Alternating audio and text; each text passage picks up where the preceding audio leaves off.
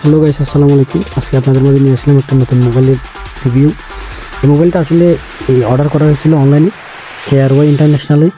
প্রথমে ধন্যবাদ জানাই KRY ইন্টারন্যাশনালকে এত সুন্দর প্যাকেজিং করে আমার অর্ডার করা মোবাইলটা পাঠানোর জন্য। প্যাকেটটা খোলার সাথে সাথে পুং করে বেরিয়েছিল মোবাইলটা।